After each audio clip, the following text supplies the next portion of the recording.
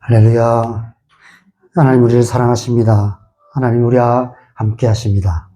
오늘은 진리가 무엇이냐라는 제목으로 요한복음 18장 38절에서 40절까지 말씀을 우리 함께 보겠습니다. 요한복음 18장 38절에서 40절까지 말씀 우리 함께 보겠습니다. 빌라도가 이르되 진리가 무엇이냐 하더라. 이 말을 하고 다시 유대인들에게 나가서 이르되 나는 그에게서 아무 죄도 찾지 못하였노라. 6월절이면 내가 너희에게 한 사람을 놓아주는 전례가 있으니 그러면 너희는 내가 유대인의 왕을 너희에게 놓아주기를 원하느냐 하니 그들이 또 소리질러 이르되 이 사람이 아니라 바라바라 하니 바라바는 강도였더라. 아멘. 정의란 무엇인가? 라는 책이 있습니다. 마이클 샌델이라는 미국 하버드대 교수의 강의를 이렇게 책으로 기록한 책인데 한때 최장기 베스트셀러가 됐었던 책입니다. 어떤 유튜브 영상을 보니까 이 책을 사놓고는 끝까지 못 읽는 베스트셀러 이렇게 소개를 하고 있는데 저도 신대원 다닐 때 이 책을 사놓고 끝까지 못 읽었습니다. 다시 한번 읽어봐야 될 것 같습니다. 여러분, 정의가 무엇입니까? 어떻게 정의로운 사회를 만들 수 있을까요? 이 책에서는 오늘날 이 세상이 말하는 정의로운 사회를 크게 세 가지 관점에서 설명을 합니다. 첫 번째는 가능한 많은 사람들을 행복하게 만드는 것이 정의라고 그렇게 정의하고 있습니다. 사회학으로는 공리주의라고 얘기합니다. 최대 다수의 최대 행복, 최대 다수가 최대한 많은 사람들을 최대한 행복하게 만드는 것이 정의다. 이렇게 말하고 있습니다. 오늘날 정치가들이 추구하는 정의는 대부분 이 공리주의의 기초를 많이 합니다. 사회 구성원들에게 최대한 행복하게 만들어주는 그런 행위, 그런 결정을 하는 것, 그런 정책을 하는 것이 정의라고 주장합니다. 이제 대통령 선거가 가깝죠. 그래서 후보들이 이제 여러 가지 공약을 내놓습니다. 대부분 이 공리주의의 근거한 공약들입니다. 더 많은 사람들이 더 잘 사는 사회를 만들겠다. 이런 공약을 내놓는데 그것이 쉽지가 않습니다. 그런데 문제는 그럼에도 불구하고 다수의 이익을 위해서는 소수의 사람들이 희생을 해야 된다는 거예요. 많은 사람들이 행복해하는 그 사회의 어두운 그늘에는 여전히 불행한 사람들이 있다는 것입니다. 만약 저와 여러분이 다수의 행복한 그룹이 아니라 소수의 불행한 사람에 속하여 살고 있다면 다수의 행복한 사람들이 아름다운 세상을 노래하고 우리나라 좋은 나라를 노래하지만 우리는, 저와 여러분의 눈에는 이 세상은 정의가 없는 세상이고 우리나라는 살기 힘든 나라, 이 나라를 떠나고 싶다 이런 생각을 할 수밖에 없다는 것입니다.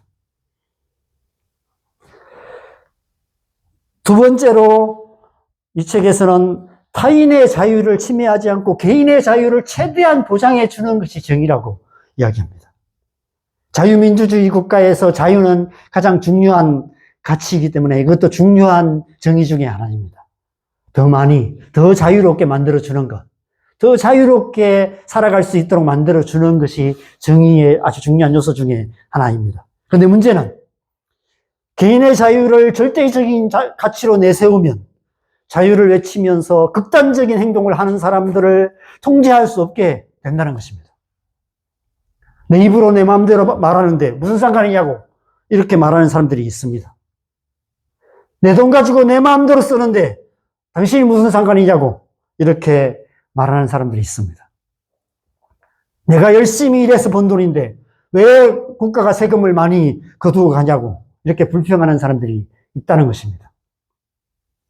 개인의 자유가 지나치게 보장되므로 지나친 개인의 자유로 말미암아 불평등한 사회가 되고 불이한 사회가 될 수도 있다는 것입니다. 마지막 세 번째로 여러 가지 관점들을 얘기하는데 가장 강조하는 세 번째 관점은 공동체적인 관점에서 정의를 정의합니다. 이 사회 구성원들이 공동의 선을 함께 추구해서 공동체 전체가 이익이 되는 그런 방향으로 나가게 만들어야 된다.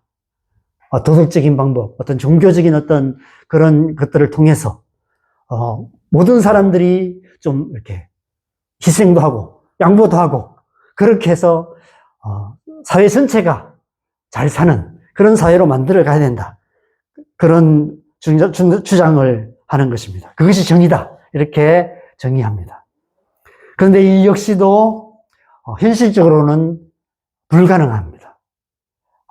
공산주의처럼 강압적인 공동체주의가 될 수 있다는 것입니다. 공동체 이익을 위해서 개인의 자유의 통제가 불가피하고 그러다 보면 독재사회가 될 수도 있고요. 그로 인해서 도리어 불이한 사회가 될 수도 있다는 것입니다. 사실 공산주의가 그렇게 시작되었죠. 결국 공산주의가 더 이렇게 불이한 세상이 되고 말았습니다. 과연 정의란 무엇일까요? 과연 우리는 어떻게 정의로운 사회를 만들 수 있을까요? 이 질문에 대해서 성경의 결론은 분명합니다. 우리의 어떠함으로는 결코 정의로운 세상을 만들 수 없다는 것입니다. 그것이 성경의 결론이에요. 왜 우리는 정의로운 세상을 만들 수 없을까요? 이유는 단순합니다. 이 세상을 살아가는 우리 자신이 정의로운 존재가 아니기 때문이에요. 이 세상 모든 사람들이 정의로운 존재가 아니기 때문인 것입니다. 정의롭지 못한 사람들이 모여서 만들어가는 세상이 정의로운 세상이 될 수가 없다는 것입니다. 많은 사람들이 왜 하나님이 이 세상을 이렇게 불의하게 만들었는가 그렇게 이렇게 하나님 앞에 따지는데 이 세상을 불의한 세상으로 만든 주체는 하나님이 아니세요. 하나님은 공의로운 분이십니다. 그래서 하나님께서 태초에 세상을 만드실 때는 공의로운 세상으로 만드셨어요. 정의로운 세상으로 만드셨습니다. 그것이 하나님 나라죠. 그런데 우리 사는 세상은 정의롭지 못해요. 불의한 세상을 살아갑니다. 왜 그렇습니까? 저와 여러분 때문입니다. 저와 여러분 안에 이 세상을 불의한 세상으로 만드는, 이 세상을 불의한 세상이 되게 만드는 어떤 결정적인 계기가 되는 어떤 사건이 저와 여러분 안에 일어났다는 것입니다. 창세기 3장의 선악과 사건이 바로 그 사건을 의미하는 것입니다. 우리 사는 세상이 불의한 세상이 될 수밖에 없는 것은 이 선악과 사건으로 인해서 저와 여러분의 안에, 우리의 마음 안에 이 한 가지 마음이 생겨났습니다. 이 선악과 사건 이전에는 이 마음이 우리 안에 없었어요. 그래서 하나님의 만드신 세상, 그 세상은 정의로운 세상이었습니다. 그런데 선악과 사건으로 인해서 저와 여러분 안에 이 마음이 들어오고 나니까 이 세상이 불의한 세상이 되고 말았습니다. 바로 욕심입니다.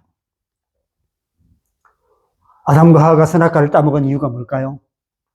부함직하고 먹음직하고 지혜롭게 할 만큼 탐스러워 보였다라고 말합니다. 육신의 정욕, 안목의 정욕, 이생의 자랑, 욕망과 탐욕과 야망이라는 욕심이 그 속에 가득하게 된 것입니다. 그 결과 욕심이 잉태한 적 죄를 낳고 죄가 장성한 적 사망을 낳느니라는 이 야고보서 1장 15절 말씀처럼 우리의 삶에 죄가 시작되었고 그 죄로 인해 이 세상은 사망의 권세 아래에 놓인 불의한 세상이 되고 말았던 것입니다. 우리의 마음에 욕심이 가득한 한 정의는 없습니다.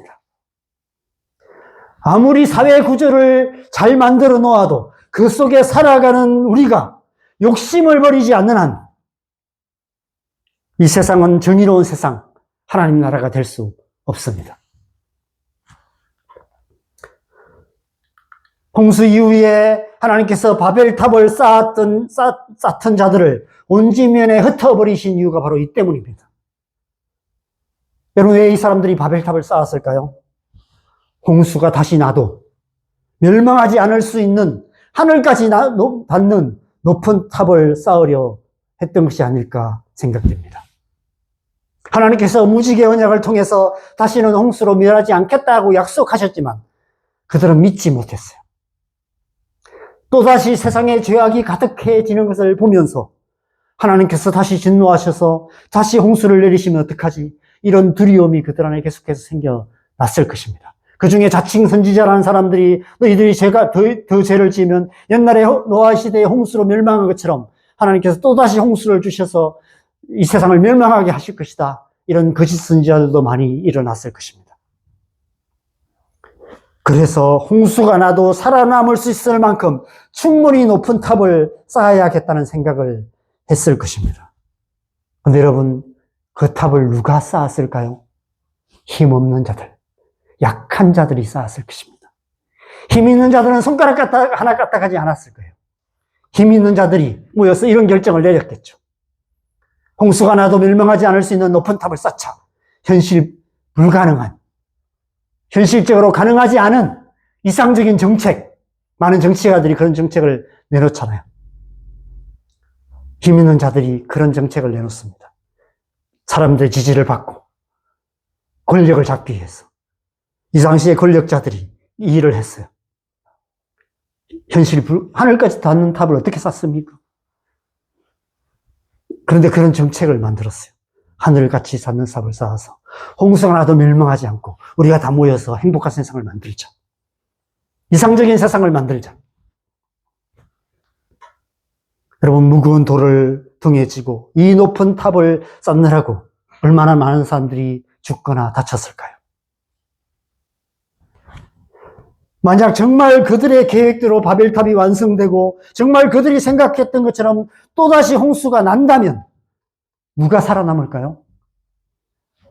바벨탑 꼭대기에 있는 사람들이나 살아남을 거예요. 결국 소수의 힘 있는 자들이 자기들이 살기 위해서 약자들을 위협하여서, 약자들을 억압하여서 바벨탑을 쌓았던 것입니다. 그래서 바벨탑은 불의한 이 세상의 권력 구조를 상징하는 것입니다. 어떤 거대한 제국이 생긴 거예요. 강자가 약자를 탈취하여 강한 자만 살아남을 수 있는 세상의 불의한 구조가 생겨난 것입니다. 그래서 하나님께서 언어를 혼잡하게 하셔서 온 지면에 흩어버리신 거예요. 그래도 그들은 가는 곳마다 바벨탑 같은 사회 구조를 만들어 버렸습니다. 지금도 이 세상은 계속해서 끊임없이 바벨탑을 쌓아가고 있죠. 우리 안에 이기적인 욕심을 버리지 않는 한 우리는 끊임없이 바벨탑을 쌓을 수밖에 없습니다. 우리가 아무리 정의사회를 외쳐도 사회 곳곳에 불의한 일들이 가득할 수밖에 없습니다. 가장 정의로워야 할 지도자들이 가장 큰 불의를 행하고 가장 정의로운 판결이 내려져야 할 법정에서 가장 불의한 판결이 내려지기도 합니다. 과연 우리는 어떻게 우리 안에 가득한 욕심을 버리고 이 세상을 정의로운 세상, 하나님 나라로 만들어갈 수 있을까요? 오늘 본문을 통해서 예수님께서 우리에게 그 유일한 길이 무엇인지를 보여주시고 그 유일한 길로 가고 계세요. 오늘 본문은 이 세상 역사에서 가장 불의한 일이 일어나고 있는 역사적인 현장을 우리에게 보여주고 있습니다. 본디오 빌라도가 두고두고 욕을 먹는 이유를 오늘 본문 전후의 말씀을 통해 알 수 있습니다. 오늘 본문에서 분명히 빌라도가 나는 그에게서 아무 죄도 찾지 못하였도다 라고 모든 백성들 앞에서 공공연하게 선포했습니다. 그런데 결국 빌라도는 예수님을 십자가에 못 박는데 내어주고 말았어요. 오히려 십자가에 못 박기 위해서 감옥에 가둬두었던 이 바라바라는 강도는 오히려 풀어주고 오히려 아무 죄다 없다라고 선포했던 예수님은 십자가에 못 박는 그런 흑역사를 만들었던 것입니다. 로마 제국이라는 인류 역사에서 가장 거대한 바벨탑 같았던 불의한 사회 구조 안에서 은밀하게 이 세상에서 가장 불의한 역사적 사건이 일어났던 것입니다. 본디오 빌라도는 이 세상을 대표하는 지도자 중에 한 사람이었습니다. 어떤 분이 지도자란 지도와 자를 가진 사람이다, 이렇게 재미있게 정의를 내린 적이 있습니다. 지도와 자를 가지고 어디로 가야 할지, 얼마나 가야 할지 잘 알아서 사람들을 올바른 목적지로 인도하는 사람이 지도자다라고 그렇게 이야기했던 것 같습니다. 그런데 오늘 본문에서 빌라도의 한마디가 우리를 절망케 합니다. 38절에 진리신 예수님을 보면서 진리가 무엇이냐라고 묻고 있습니다. 이런 사람이 지도자였어요. 지도도 없고 자도 없는 자가 지도자가 되어 있었던 것입니다. 본디오 빌라도만 그럴까요? 이 세상의 모든 지도자들이 그렇습니다. 이 땅을 살았던 수많은 지도자들이 그러했고, 지금 현재도 우리를 절망에 빠뜨리는 수많은 지도자들이 있습니다.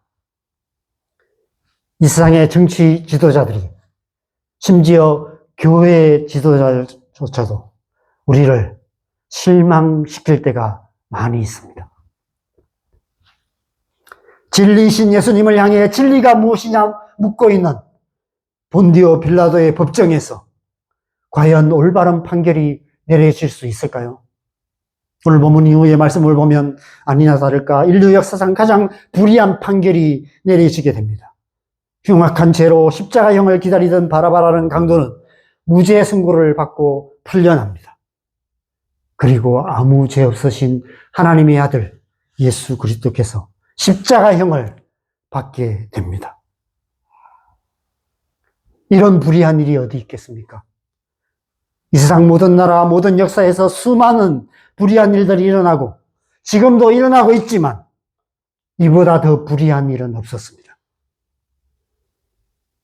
아무 죄도 없으신 하나님의 아들이 가장 흉악한 죄인이 되셔서 가장 치욕스럽고 잔혹한 십자가형을 당하게 된 것입니다. 왜 예수님께서는 회피하지 않으셨을까요? 왜 예수님께서는 부인하지 않으셨을까요? 왜 예수님께서는 저항하지 않으셨을까요? 길이 그 길밖에 없었기 때문입니다. 이 세상을 하나님 나라로 이룰 수 있는 길, 이 세상에 하나님 나라를 이룰 수 있는 길은 십자가의 길밖에 없었기 때문입니다.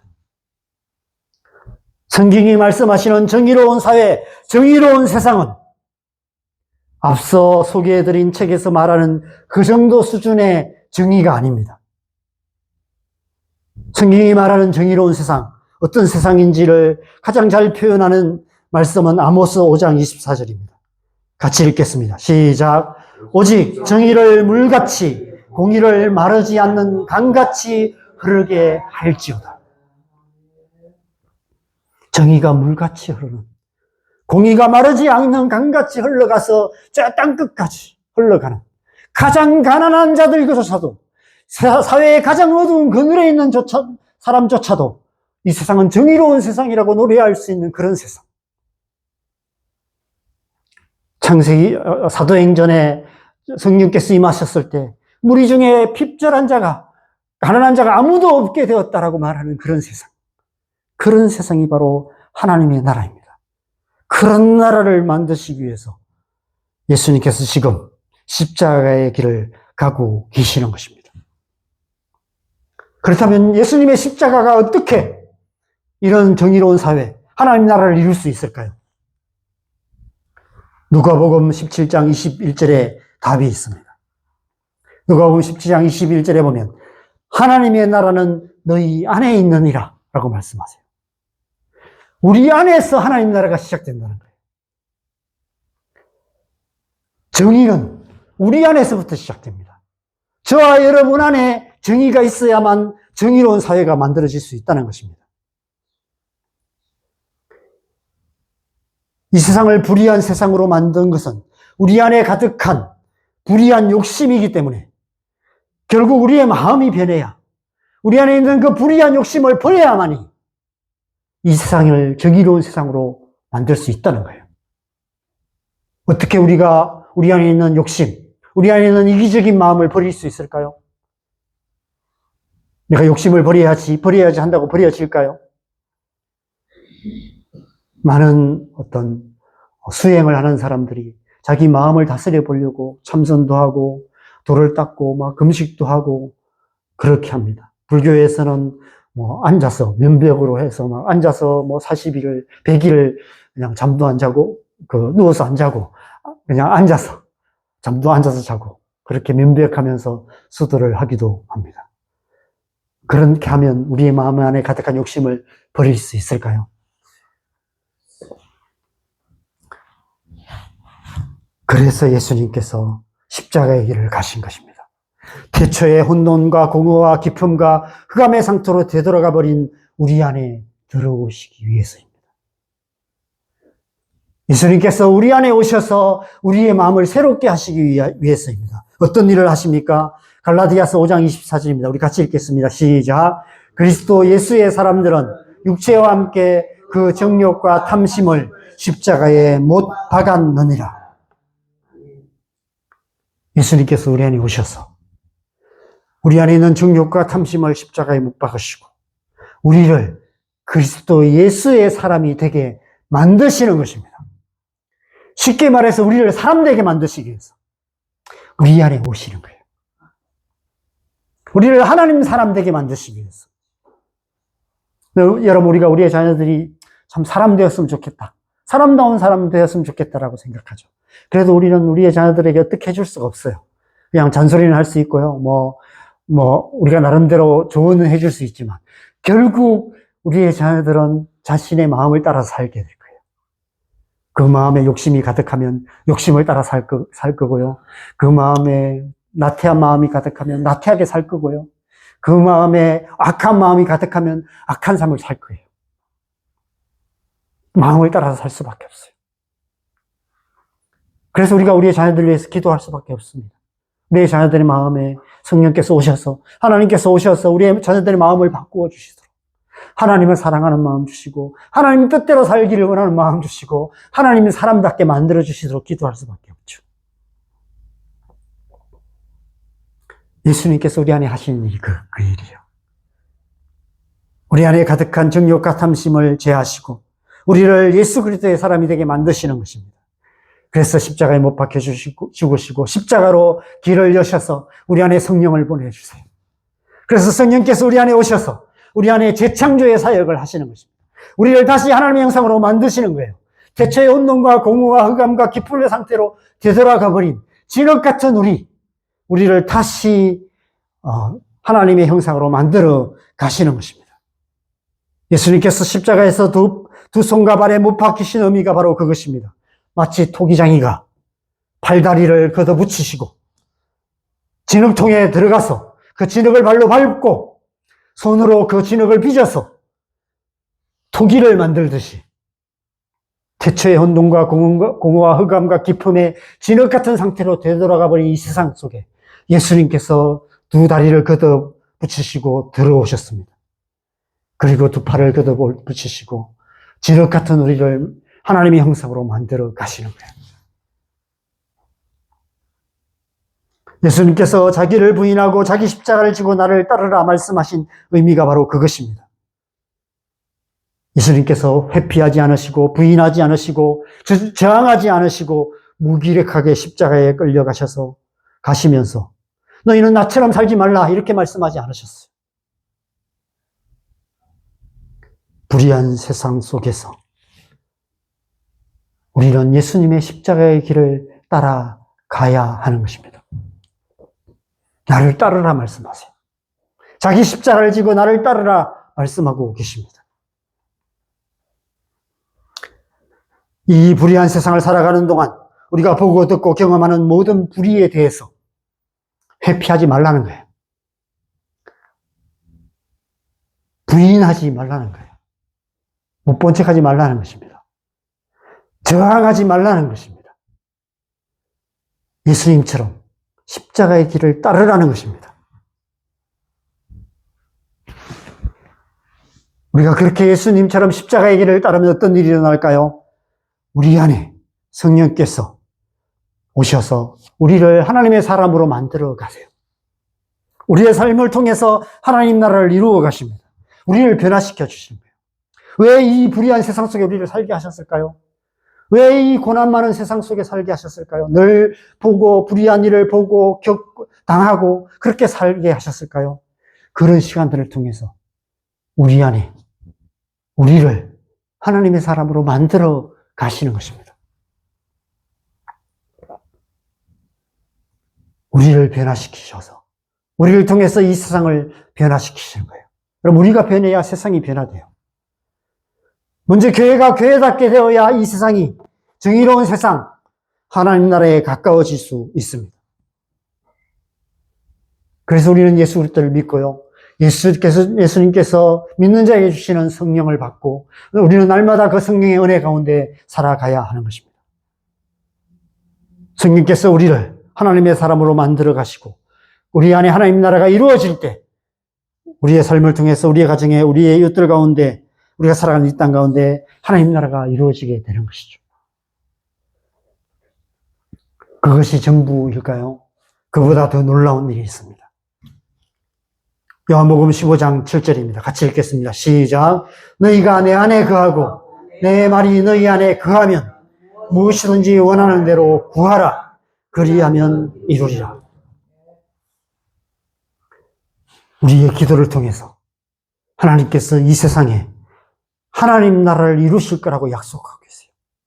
하나님의 공의의 손이 이 땅 가운데 역사하셔서 이 땅에 하나님 나라를 이루실 거라고 말씀하고 계십니다. 여러분, 우리가 아무리 정의사회를 외쳐도 이 세상은 결코 정의로운 세상이 될 수 없습니다. 싫든 좋든 우리는 날마다 불의한 일들로 가득한 이 세상을 살아가야만 합니다. 만약 우리의 신앙이 불의한 세상으로부터 도망쳐서 우리의 평안, 내적인 평안을 추구하고 우리만의 기쁨과 즐거움을 찾고 그것만을 구하는 그런 신앙이라면 현실 도피적인 신앙이 될 것입니다. 그것은 십자가의 신앙이 아니에요. 그건 십자가의 길이 아닙니다. 만약 우리가 이 세상의 불의한 일들을 외면하고 그것이 나와 무슨 상관이 있냐라고 책임을 회피하며 모른 척 한다면 그것은 예수님을 모른다고 3번이나 부인했던 베드로처럼 비겁한 신앙일 뿐입니다. 그렇다고 칼을 들고 용감하게 맞서 싸워야 할까요? 예수님께서는 도피하지 않으셨습니다. 예수님께서는 부인하지도 않으셨습니다. 그렇다고 예수님께서는 하늘 군대를 동원하셔서 하늘의 불칼을 휘두르시지도 않으셨습니다. 오히려 예수님께서는 도살장으로 끌려가는 어린 양처럼 순순히 불의한 세상 한가운데로 들어가셔서 가장 불의한 판결을 받으시고 가장 불의한 십자가를 지시고 그 십자가 위에서 이 세상을 위해서 기도하셨습니다. 우리 또한 그렇게 살아야 하는 것이죠. 이 불의한 세상 한가운데 들어가서 그 불의한 일을 회피하지 않고 부인하지 않고 저항하지 않고 예수 그리스도의 십자가를 지고 예수님을 따르는 삶을 살아야 합니다. 기도해야 하는 것이죠. 우리가 기도해야 되는 이유가 그거예요. 우리는 기도를 통해서 십자가를 지는 삶을 살아야 합니다. 기도는 우리 자신을 십자가에 못 박는 시간입니다. 우리는 기도를 통해서 우리의 가정과 우리의 자녀들, 교회와 무엇보다도 이 나라와 이 민족을 위해서 기꺼이 우리 자신을 십자가에 못 박는 삶을 살아야 합니다. 날마다 예수님의 십자가 앞에 나가 기도해야 하는 것이죠. 얼마나 감사한 일입니까? 우리가 우리 십자가에 못 박히지 않아도 되는 거예요. 기도를 통해서 예수님의 십자가가 우리의 십자가가 되는 것입니다. 우리가 기도하는 그것, 우리가 기도로 주님 앞에 나아가는 그 행위 자체가 우리의 정과 욕심을 십자가에 못 박는 행위가 되는 것입니다.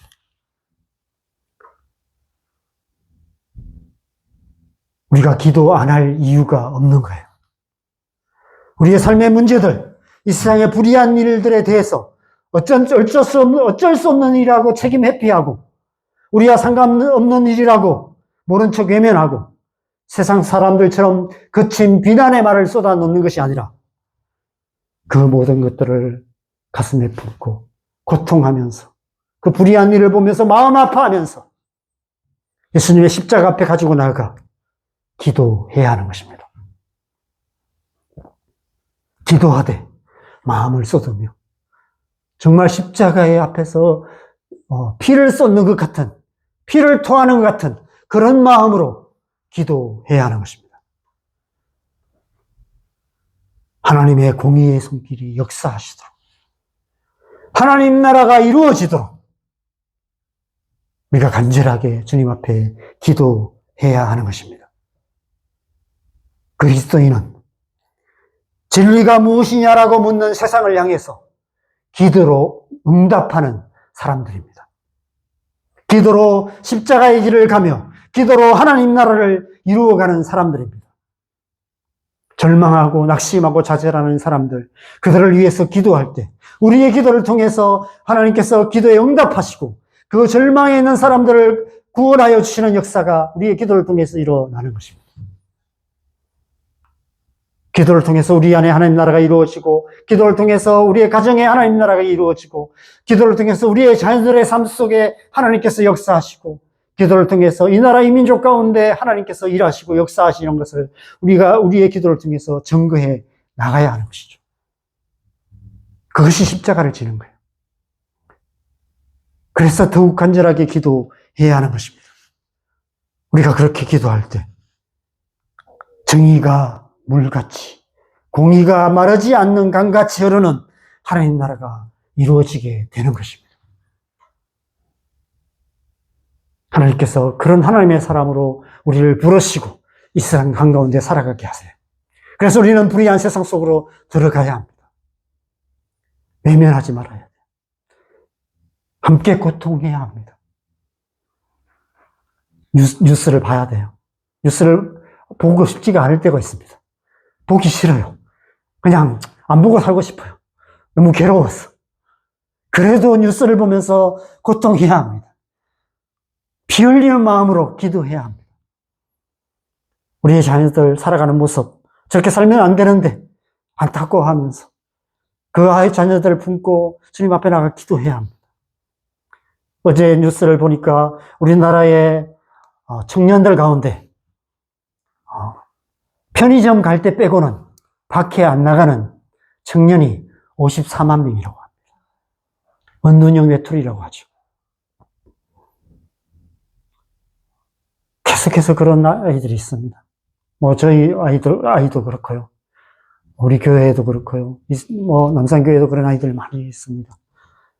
이 세상에 많은 아이들이 그런 청년들이 있습니다. 직장 생활 하다가 그냥 상처받고 돌아와서 인터뷰하는데 그래요. 직장 생활 했는데 너무 큰 상처를 받고 나서 그때부터 이제 집에 있기 시작했고, 그냥 편의점 나갈 때 잠깐 외에는 밖에 나가지 못하고 있는 그런 청년의 인터뷰하는 내용을 제가 잠깐 봤습니다. 점점 그런 아이들이 많아지고 있는 세상입니다. 우리가 그런 아이들의 고통을 함께 고통하며 품고 기도해야 하는 것이죠. 이 땅의 정치의 혼란을 놓고 또 이 땅을 위해서도 기도해야 되고요. 북한 땅을 위해서도 기도해야 되고요. 전쟁으로 가득한 온 땅과 열방을 위해서도 우리가 기도해야 하는 것입니다. 그것이 십자가의 길입니다. 예수님께서 그 길을 앞서가시며 자기 십자가를 지고 나를 따르라라고 말씀하세요.